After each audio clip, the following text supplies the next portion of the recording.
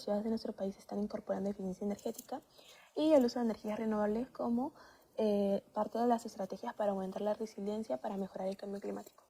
Respecto a este tema, hay un gran interés por parte de los municipios aquí en el Perú para ponerse a la par de lo que sus homólogos están haciendo a nivel mundial.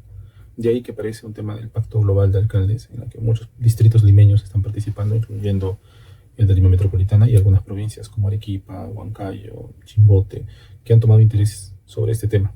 Lo que se procura es entonces desarrollar planes de acción que puedan permitir el manejo de los efectos climáticos, especialmente a nivel local, el uso adecuado de recursos que sean de carácter renovable y además cumplir ciertas metas en el campo de la eficiencia energética y energías renovables. ¿Cuáles son o serían las principales estrategias de adaptación que se han implementado en nuestras ciudades para hacer frente al cambio climático y cómo se alinean a estas en los objetivos de desarrollo de infraestructuras inclusivas y sostenibles? Las estrategias de adaptación al cambio climático en nuestro país tienen diferentes enfoques. Algunos aspectos que han ido desarrollándose con el pasar del tiempo son principalmente el tema del manejo de gestión de riesgos y desastres en la mayoría de municipios en el Perú, con una planificación bastante eficiente, anticipándose a cualquier situación de alerta temprana que pudiera prevenir una situación de desastre a nivel nacional. Además de ello, también hablamos sobre los recursos hídricos que suelen ser manejados de una forma más eficiente, con la recolección, digamos, de agua de lluvia, para el uso, digamos, en los inodoros, en diferentes edificios, ¿no? Es algo que no se necesita ser potable, por ejemplo, entre otras cosas. El manejo de residuos sólidos también adecuado, ¿no? Fomentando el tema de reciclaje, la reutilización de estos, el tratamiento de aguas también, ¿verdad?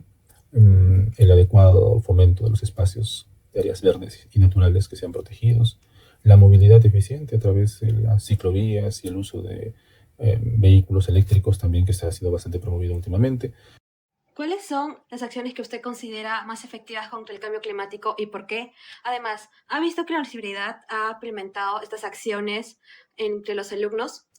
Respecto a las acciones para minimizar el cambio climático, yo diría que lo más importante siempre va a estar en el uso de energías renovables, ¿no? Sustituir el uso de combustibles fósiles por energías limpias, como la energía solar, eólica, hidroeléctrica, geotérmica. Bueno, hay varios tipos ahí. La cosa es ir disminuyendo progresivamente la producción de gases de efecto invernadero.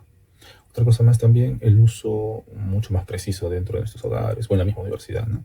De algunos elementos que pudieran realmente ser contundentes a la hora de disminuir el consumo de energía eléctrica, como por ejemplo el uso de energía LED, ¿no? O sea, los focos LED que puedan reemplazar a los focos antiguos, fluorescentes, otro tipo de iluminación que es más que consume más recursos energéticos. Considerando los desafíos que plantea el cambio climático y su impacto en las comunidades vulnerables, ¿qué estrategias de adaptación relacionadas al acceso a energía accesible y limpia, el crecimiento económico inclusivo y la innovación en infraestructura sostenible resultan esenciales para mitigar estos efectos en el Perú? En relación a las estrategias de adaptación al cambio climático que nuestro país debería fomentar, justamente estamos hablando de las energías renovables, ¿no? La facilitación y la accesibilidad de este tipo de recursos como la energía solar, eólica, hidroeléctrica que mencionamos hace un momento, súper importante, especialmente para poder abordar la problemática de las comunidades más vulnerables que necesitan justamente este tipo de recursos para poder crecer y desarrollarse oportunamente. ¿Cómo puede la implementación de una economía circular ayudar a contribuir tanto a la adaptación al cambio climático como a la reducción de las desigualdades económicas en nuestro país, especialmente en las comunidades más afectadas? La economía circular es un modelo económico muy interesante que permite o nos ayuda a entender, al igual que los ciclos naturales, cómo se puede optimizar en un circuito la reutilización de los recursos, es decir, la poca generación de residuos. Y es algo muy valorable porque, bueno, a diferencia del modelo lineal donde era extraer, producir, usar y desechar, en este modelo se aprovecha y se planifica desde un principio cómo se van a aprovechar estos recursos. Efectivamente, esto nos ayuda a entender que a nivel de la comunidad se podría generar este tipo de modelo, fomentando la reducción de residuos, generando una economía detrás de todo ello, ¿no? Que pueda fomentar el empleo, por ejemplo, el desarrollo de estas prácticas de reciclaje. ¿Qué medidas usted cree que el gobierno ha implementado para poder enfrentarse al cambio climático y cómo se alinean estas con la ODS?